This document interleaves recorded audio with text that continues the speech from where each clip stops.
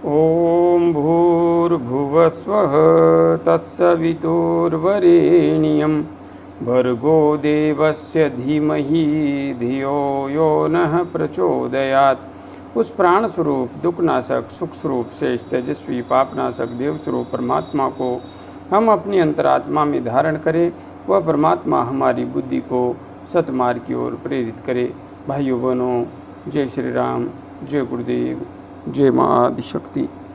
आप सभी भाइयों बहनों की साधना से संबंधित जिज्ञासाओं का समाधान करते हुए मैं आज एक अत्यंत महत्वपूर्ण जिज्ञासा को सम्मिलित कर रहा हूँ। श्रीमान सूर्य नारायण पंडा जी ने गंजम उड़ीसा से अपनी जिज्ञासा प्रकट करते हुए लिखा है। गुरुजी प्रणाम। प्रणाम सूर्य नारायण जी। मेरा प्रश्न है कि कुंडलिनी शक्ति और मूलाधार की प्राण शक्ति में क्या अंतर है? हमें कैसे पता चले कि प्राण शक्ति ऊपर उठ रही है या कुंडलिनी शक्ति? कृपया मार्गदर्शन करें।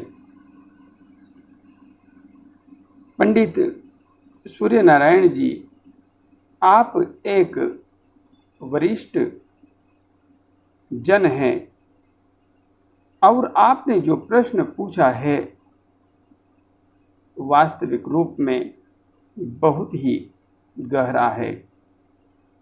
आज तक मैंने इस प्रश्न का कभी भी जवाब नहीं दिया है और मैं समझता था कि इस प्रश्न का जवाब देना अभी उचित भी नहीं है, किंतु आपने प्रश्न पूछ लिया है तो जवाब देना अब मेरा कर्तव्य बन गया है।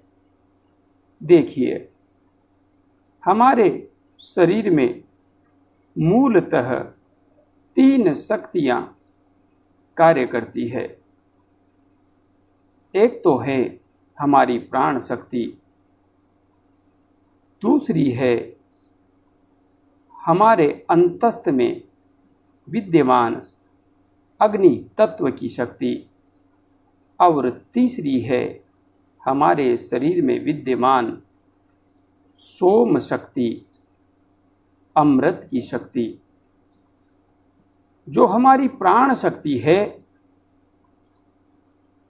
जब हम प्राणायाम करते हैं, मंत्र जप करते हैं, तो इस प्राण शक्ति का सुषुम्ना मार्ग से जब प्रवाह होता है तो हमें विभिन्न क्रियाओं का एहसास होता है और इसी के परिणाम स्वरूप हमारे शरीर में साधना करते हुए हमें विभिन्न क्रियाओं का स्पष्ट एहसास होता है। जब यह प्राण शक्ति ऊपर उठती हुई आज्ञा चक्र तक पहुंचती हैं और आज्ञा चक्र से ऊपर उठ के गुरु चक्र तक पहुंचती हैं, उसके पश्चात यह प्राण शक्ति सोम शक्ति को जागृत कर देती है, अर्थात अमृत तत्व की प्राप्ति कर लेती है। इस प्राण शक्ति का ही प्रभाव होता है कि इसके प्रभाव से अमृत का स्राव होने लगता है। हाँ, यहाँ पर साधक जितना अधिक निर्विचार होता है, गहरे ध्यान में डूबता है, उसी अनुपात में अमृत तत्व की प्राप्ति साधक को हो पाती है। जब ये दोनों कार्य संपन्न हो जाते हैं, अर्थात प्राण का प्रवाह सुषुम्ना मार्ग से सहस्रार चक्र तक समुचित रूप से होने लगता है और साधक को अमृत तत्व की भी समुचित रूप से प्राप्ति होने लगती है, उसके पश्चात जब साधक विशेष रूप से साधना करता है तब साधक के शरीर में संचित अग्नि तत्व पर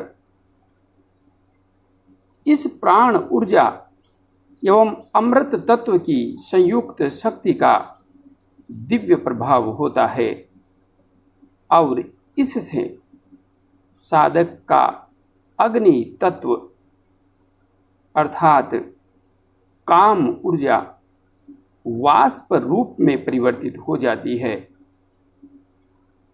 और यह ऊर्जा जब उधर्व होती है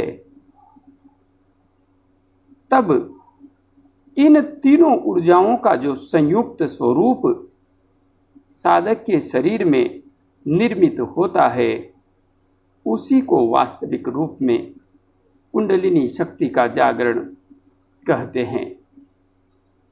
हाँ, प्रारंभिक स्तर पर जिस अनुभूति से साधक गुजरता है वह प्राण ऊर्जा का जागरण है, किंतु कुंडलिनी जागरण के परिणाम स्वरूप जिन अनुभवों को कहा जाता है वे वास्तविक रूप में देखा जाए तो प्राण ऊर्जा की वजह से ही होते हैं।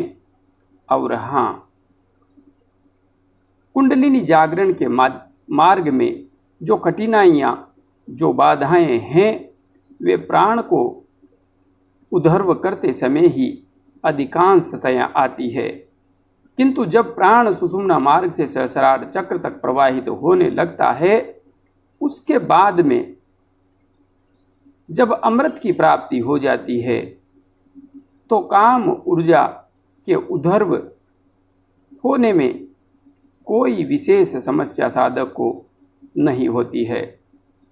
हाँ, आपने जो प्रश्न पूछा है कि हमें कैसे पता लगे कि प्राण ऊर्जा उधर्व हो रही है या कुंडलिनी शक्ति, तो मेरे अनुसार तो काम ऊर्जा को तो हम अलग रख सकते हैं, कुंडलिनी शक्ति और प्राण ऊर्जा को हम एक ही कहें तो भी कोई भेद नहीं है, समस्या नहीं है। किंतु हाँ, जब साधक को शरीर में विभिन्न क्रियाओं का एहसास हो और वह प्रारंभिक स्थिति में हो तो यह स्थिति प्राण के उदर्वारोहण की है। और जब साधक को प्राण का प्रवाह स्पष्ट रूप से सहस्रार चक्र तक होता हुआ अनुभव होता हो और उसके बाद में मूलाधार चक्र में विशेष रूप से खिंचाव के साथ अत्यंत दबाव एवं अत्यधिक ऊर्जा का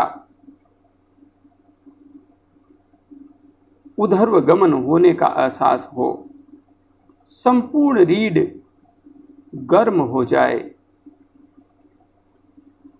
और दिव्य प्रकाश का आलोक प्रत्येक चक्र में फैलने लगे, जहाँ पर भी साधक ध्यान लगाए वहीं पर उसका ध्यान पूर्ण एकाग्रता से टिक जाए और ऊर्जा का प्रवाह दिव्य आलोक के साथ उधर्व होता हुआ वह स्पष्ट रूप से अनुभव करे, तब कहा जा सकता है कि कुंडलिनी ऊर्जा उधर्व हो रही है।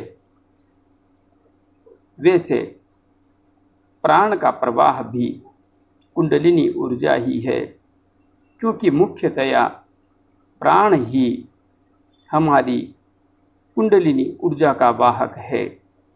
इसी से कुंडलिनी ऊर्जा उधर्व होती है। यही उसके उधर्व होने के मार्ग में सबसे बड़ी बाधा एवं सहायक है। मैंने अब तक इतना ही समझा है, इतना ही जाना है, इसलिए आप अपनी स्थिति को जितना मैंने समझा है उस अनुरूप समझ सकते हैं। जय गुरुदेव, जय मां आदिशक्ति।